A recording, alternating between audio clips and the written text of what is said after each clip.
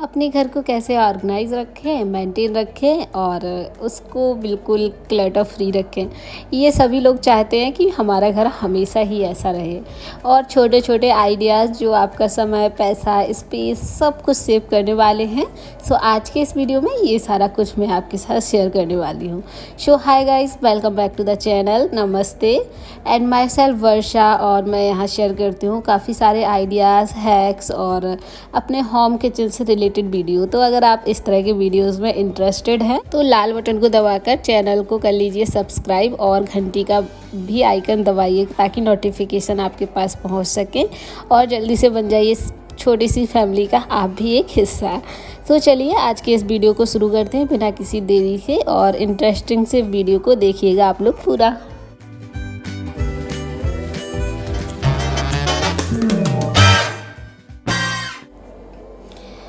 अपने दिन का एक समय अपने आप को भी दीजिए जिसमें कि आप अपने आप को थोड़ा सा तैयार मेंटेन करके रखें और अपना थोड़ा सा मेकअप करके रखें, क्योंकि जब तक खुद कॉन्फिडेंट नहीं होंगे जब तक और किसी को क्या रखेंगे।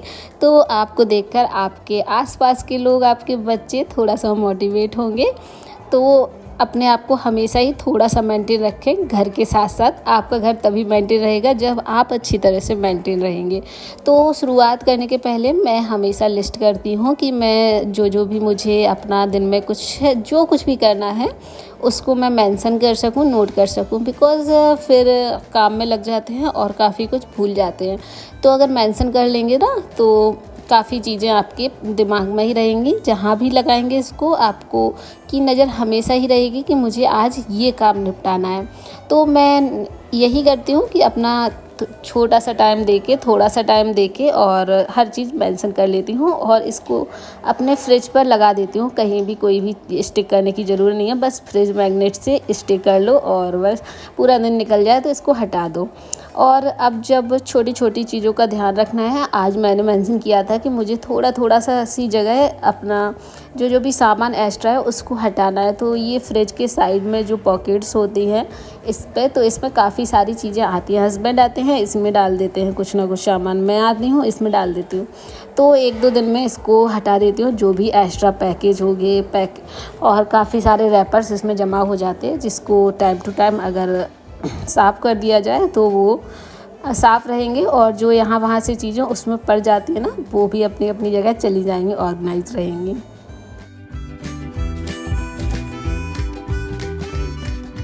हस्बैंड और दित्या के जाने के पहले मैं करती हूँ अपनी सारी किचन का काम। खाना बनाना हुआ, ब्रेकफास्ट बनाना हुआ, उसके अलावा टिफ़िन पैक करना हुआ, तो मैं क्लीनिंग नहीं करती हूँ उस टाइम पे। और जब ये लोग चले जाते हैं तभी मैं सारा सामान अपनी अपनी जगह पर सेट करती हूँ।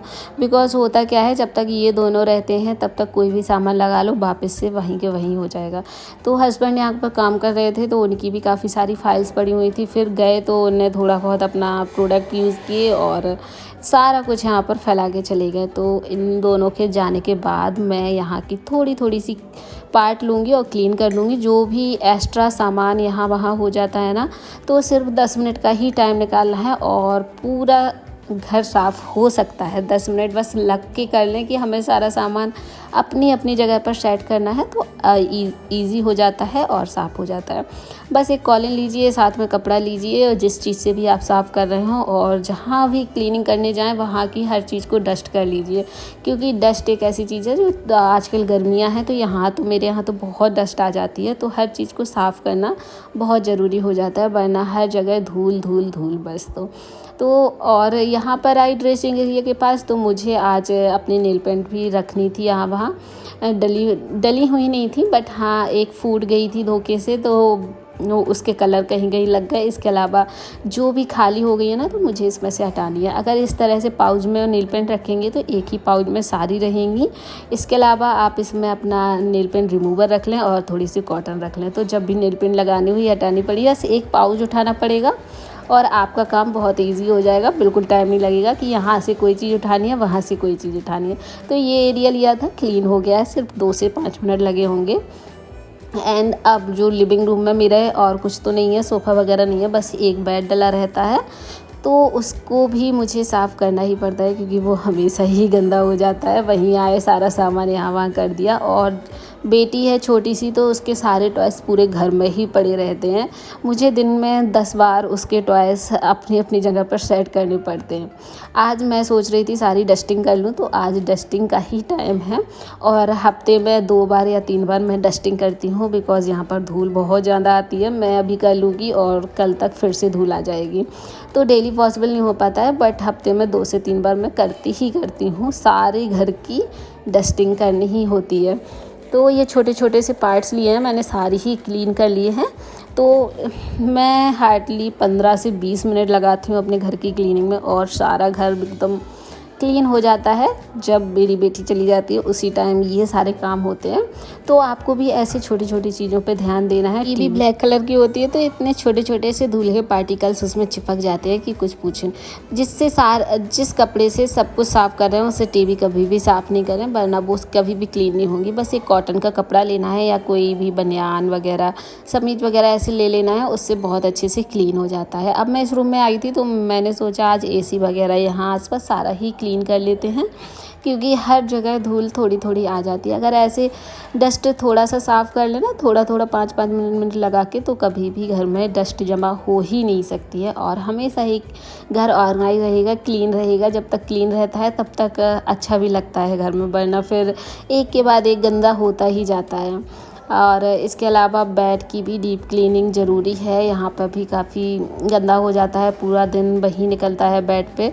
तो मुझसे मैट्रेस नहीं हटता है, वरना मैं मैट्रेस हटा के ही साफ़ करें, बिकॉज़ नीचे उसमें काफ़ी सारी कचरा जमा हो जाती है। एक छोटे से ब्रश ले लें छोटा सा, और उससे सारा मैट्रेस बेडशीट हटा के उसका प्रोटेक्टर हटा के साफ़ कर लें। बट मेरा मैट्रेस बहुत ज़्यादा हैवी है, मुझसे अकेले नहीं उठाया जाता, तो मैं उसको जब मेरे हस्बैंड होते हैं भी करती हूँ। एंड बेडशीट इस तरह से टक इन करेंगे, बहुत इजी होगा और बहुत जल्दी अंदर तक बेडशीट टक इन हो जाएगी। तो एक छोटा सा हैक है, ज़रूर ट्राई करें। अगर बेडशीट और मैट्रेस नहीं उठता है आपसे, तो इस तरह से टक इन कर लें तो ईजी हो जाता है, बेडशीट अच्छे से टक इन हो जाती है।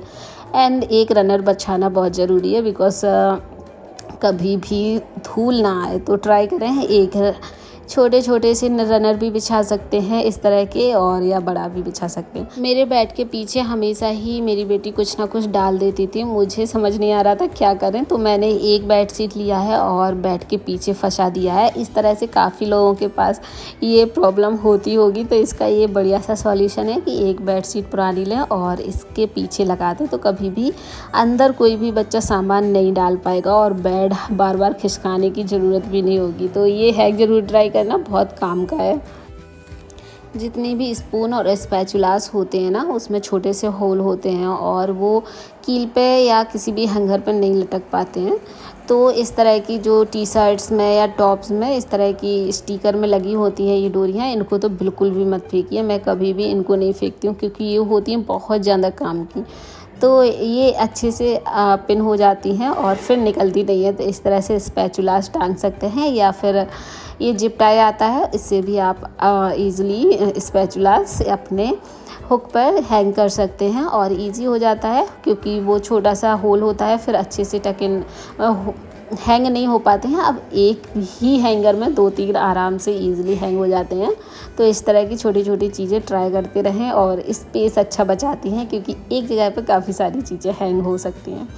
हमारी मसालेदानी हमेशा नीचे साइड गंदी हो जाती है, तो मैं ट्राई करती हूँ इसमें हमेशा ही नीचे एक टिश्यू पेपर ऐड कर दूँ। जब भी गंदा होगा तो टिश्यू पेपर हटाना पड़ता है, बार बार पूरी मसालेदानी मुझे कभी भी वॉश नहीं करनी होती है।